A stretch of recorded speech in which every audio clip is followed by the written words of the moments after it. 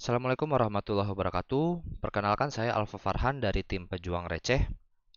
Di sini saya ingin menjelaskan tentang ide produk terkait tugas untuk menyelesaikan mata kuliah Kewirausahaan 2 saya. Dan ide produk saya di sini adalah nama produknya ya, yaitu Camanet.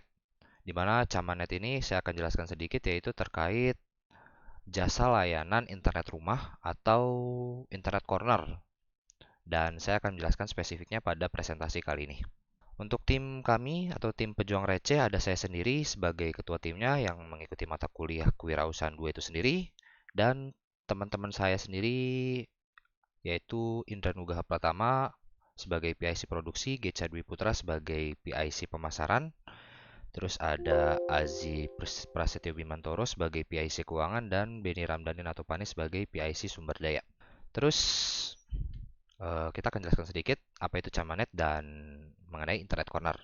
Jadi layanan yang saya berikan di sini, ide produk di sini adalah layanan internet rumah dan Internet Corner. Jadi ada dua. Ide usaha ini saya dapat dari layanan Internet Corner WiFi ID ya. Jadi awalnya itu dari WiFi ID. Mungkin kalau ada yang pernah menggunakan WiFi ID, itu dia semacam Internet Corner gitu. Dan saya tertarik untuk menjalankan bisnis ini. Dan kebetulan ide usaha ini juga saya dapat dari komunitas RT RW Net yang sudah banyak juga ya komunitasnya ini untuk menggunakan jasa layanan internet ini. Tujuannya adalah untuk memperluas coverage internet. Artinya di sini non mobile data. Artinya kita menggunakan layanan internet berupa internet home atau internet corner ya yang belum bisa di cover provider. Dan kenapa memilih kita untuk menangani pelangganan kami? Kami di sini menggunakan layanan murah ya dan stabil pastinya. Walaupun murah belum tentu cepat ya, tapi yang jelas kami menggunakan layanan murah tapi stabil. Terus gratis biaya instalasi untuk internet rumah itu adalah promo kami karena kami tidak ingin pelanggan kecewa gitu ketika layanan kami itu tidak memuaskan. Jadi mereka bisa memutuskan untuk melanjutkan layanan atau enggak. Karena itu kami menggunakan biaya gratis instalasi. Terus komplain sepuasnya. Bagaimana cara kami berkembang dan bertahan dalam menjalankan produk ini? Untuk memulai bisnis ini sebenarnya agak sulit ya, karena kita membutuhkan biaya yang cukup besar untuk membeli perangkat jaringan. Kita membutuhkan biaya yang cukup besar untuk membeli perangkat jaringan. Karena itu kita membutuhkan strategi yang tepat untuk menjalankan bisnis ini. Dan di sini saya lebih tepatnya teman-teman yang pejuang receh ini saya ingin koordinasikan dulu sebenarnya, bukan sebagai tim untuk produksi jangka panjang, tapi kita mendata lokasi teman-teman tim untuk dicek coverage dari internet providernya. Ada ter coverage nggak? Kalau ter coverage kita coba instalasi gitu dengan menggunakan modal yang ada.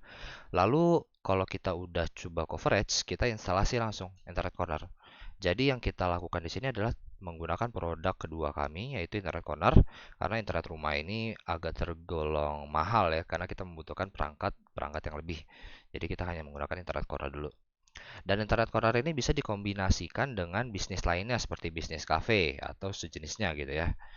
Terus kalau misalnya udah grow up, udah tingkatannya udah tinggi terus dan kita bisa naik ke dalam tingkatan bisnis internet rumah.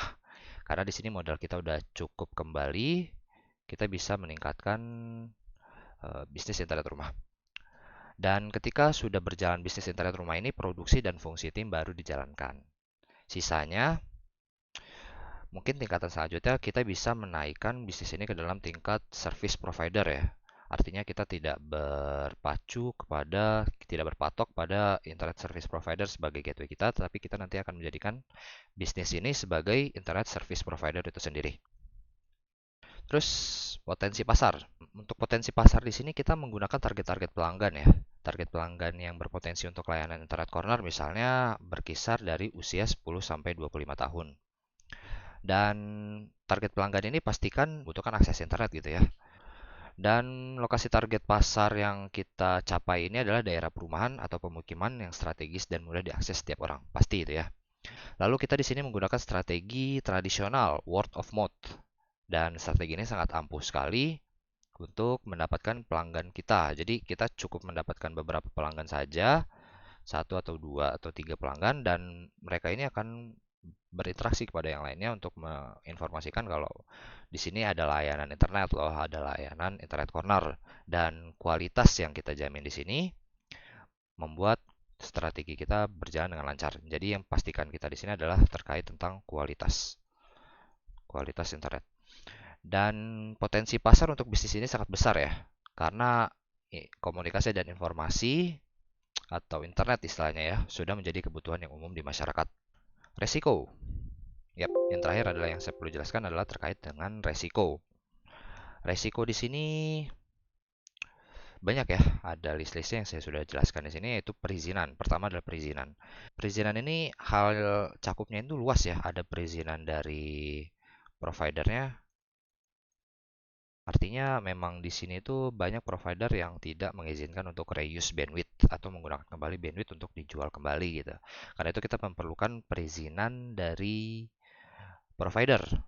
Terus yang kedua ada lagi perizinan terkait perizinan-perizinan kewirausahaan secara umum gitu. Dan masih banyak perizinan-perizinan yang perlu kita perhatikan dalam menjalankan bisnis ini. Dan yang kedua adalah komplain dan layanan provider yang buruk. Tentu, kalau misalnya layanan provider yang buruk, pasti kita akan mendapatkan komplain. Karena itu kita harus menentukan provider yang baik atau kita menentukan strategi apa supaya misalnya ketika provider yang buruk ini sedang dalam kondisi yang tidak memungkinkan untuk digunakan. Artinya di sini kita menyiapkan dua provider sebagai link backup. Dan resiko ketiga adalah teknis lapangan. Tentu teknis lapangan perlu kita perhatikan juga karena ketika melakukan instalasi itu kita perlu memperhatikan resiko-resiko yang ada di lapangan. Entah itu tidak bisa di coverage, entah itu terlalu jauh, dan entah itu masalah-masalah teknis lainnya gitu ya terkait di pemasangan instalasi di lapangan. Dan yang keempat adalah pelayanan yang buruk masihkan ciri khas yang baru buruk. Tentu karena kita di sini menggunakan strategi tradisional seperti yang sudah saya jelaskan tadi. Artinya ketika kita menggunakan kualitas yang buruk, maka itu akan menjadi cerminan kita karena kita akan dibahas di lingkungan masyarakat karena bisnis ini merupakan di bisnis masyarakat gitu ya. Di mata masyarakat akan buruk, maka banyak yang tidak ingin menggunakan layanan kita. Karena itu kita harus menjamin, sekali lagi harus menjamin tentang kualitas di sini. Dan yang selanjutnya adalah strategi dan manajemen keuangan yang buruk. Mungkin ini terkait pengeluaran gitu ya, pengeluaran dan hal-hal yang tidak bisa kita jamin bagusnya manajemen keuangan kita. Sehingga kita lebih banyak mengeluarkan pengeluaran daripada pemasukan. Karena itu kita menggunakan strategi yang tadi ya, menggunakan survive and growth. Artinya kita berkembang dari awal, menggunakan layanan internet corner terlebih dahulu, baru kita akan berkembang menjadi internet rumah sehingga kita bisa berkembang menjadi internet service provider. Artinya kita merangkak dari bawah dulu di sini. Dan yang terakhir adalah kompetitor. Nah, kompetitor ini perlu kita perhatikan juga ya. Mungkin hanya itu yang bisa saya jelaskan pada presentasi singkat kali ini mengenai produk ide untuk menyelesaikan tugas mata kuliah kewirausahaan 2 saya, yaitu terkait ide produk Camanet ya, internet rumah atau internet corner. Mungkin hanya itu yang bisa saya sampaikan. Semoga cukup untuk menjelaskannya. Kurang lebihnya mohon maaf. Wassalamualaikum warahmatullahi wabarakatuh.